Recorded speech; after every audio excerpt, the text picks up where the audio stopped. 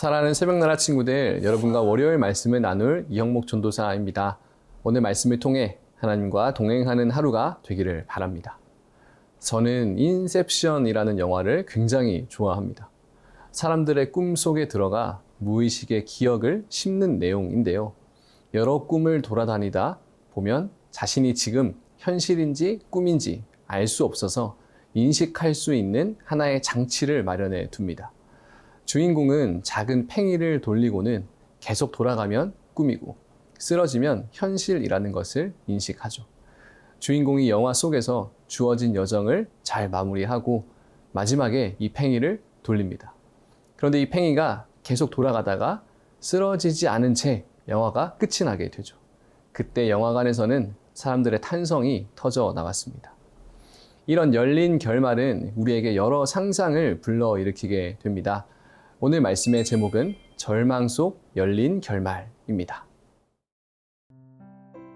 오늘의 말씀은 열왕기하 25장 18절에서 30절입니다. 호위대장은 대제사장 스라야와 그 다음 제사장 스바냐와 3명의 성전 문지기를 포로로 잡았습니다.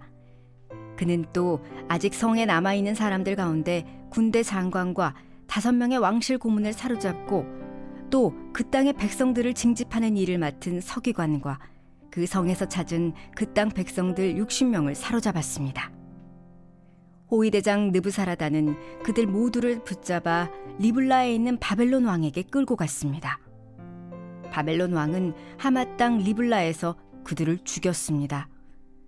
이렇게 유다는 자기 땅을 떠나 포로로 잡혀갔습니다.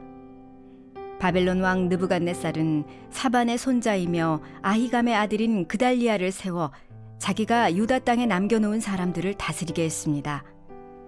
모든 군대 장관들과 그 부하들은 바벨론 왕이 그달리아를 총독으로 삼았다는 말을 듣고 미스바에 있는 그달리아에게로 갔습니다.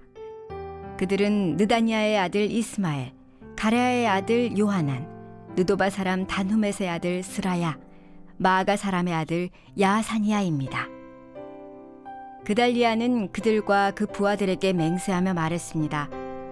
바벨론 관리들을 두려워하지 말라. 이 땅에 살면서 바벨론 왕을 섬기라. 그러면 너희가 잘 될 것이다.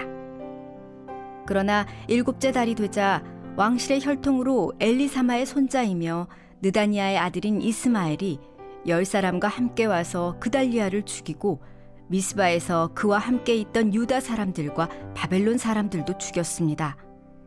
이에 작은 사람부터 큰 사람에 이르기까지 온 백성들과 군대장들이 바벨론 사람들을 두려워해 일어나 이집트로 도망쳤습니다. 유다 왕 여호야긴이 잡혀간 지 37년 되던 해, 곧 바벨론 왕 에윌무로닥이 통치하기 시작하던 해 12달째 27일에 바벨론 왕은 유다 왕 여호야긴을 감옥에서 풀어주었습니다. 바벨론 왕은 그에게 친절하게 말하고 바벨론에서 그와 함께 있던 다른 왕들보다 더 높은 자리를 주었습니다. 그리하여 여호야긴은 죄수복을 벗고 남은 생애 동안 항상 왕의 식탁에서 먹게 됐습니다. 왕은 여호야긴에게 필요한 것을 평생 동안 날마다 공급해 주었습니다.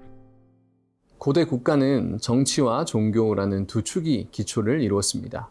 그런데 하나님은 유다를 심판하시면서 이 양쪽을 모두 멸절해 버리셨습니다.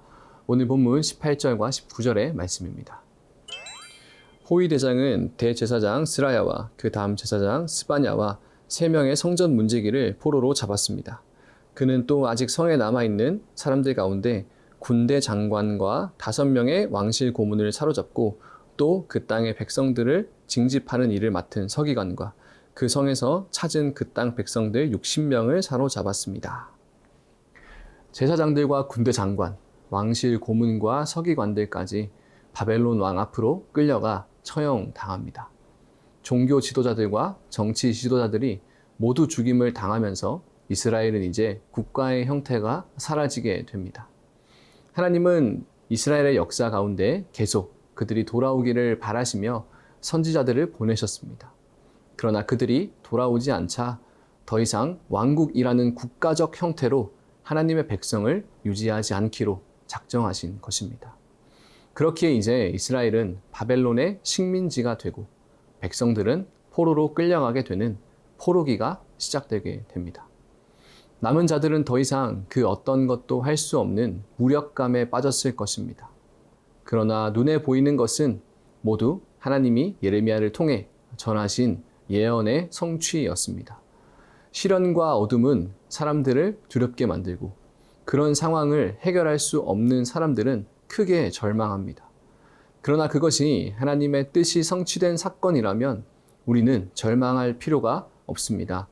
오히려 그 모든 것을 경고하셨던 하나님이 주실 또 다른 말씀에 귀를 기울여야 합니다. 하나님은 자신의 콜링을 외면하는 자에게 징계를 내리십니다. 그러나 징계를 받아도 끝까지 하나님의 백성이라는 정체성을 잃지 않기를 바랍니다. 하나님은 사랑하는 자녀를 위해서 매를 드시고 징계를 하시기 때문입니다. 요한계시록 3장 19절에는 이렇게 말씀하고 있습니다.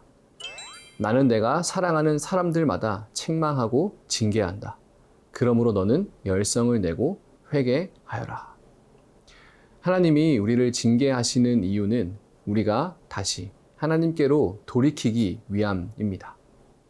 사랑하는 새벽나라 친구들, 혹시 여러분의 삶에 하나님의 징계와 같이 힘든 시간들이 있습니까? 자신의 삶을 점검하고 하나님께 더욱 가까이 가시기 바랍니다. 그럴 때 그 징계로 죽게 내버려 두지 않으시고 다시 회복시키실 것입니다.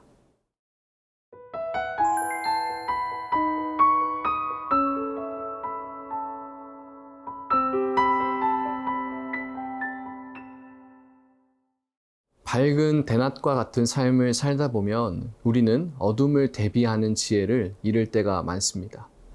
그렇다 보니 점점 어둠이 임하고 순식간에 앞을 구분할 수 없는 칠흑 같은 밤을 맞으면 당황합니다. 또 아무리 기다려봐도 다시 바뀌지 않는 눈앞의 상황은 이젠 이렇게 살 수밖에 없다는 체념을 심어주기도 합니다.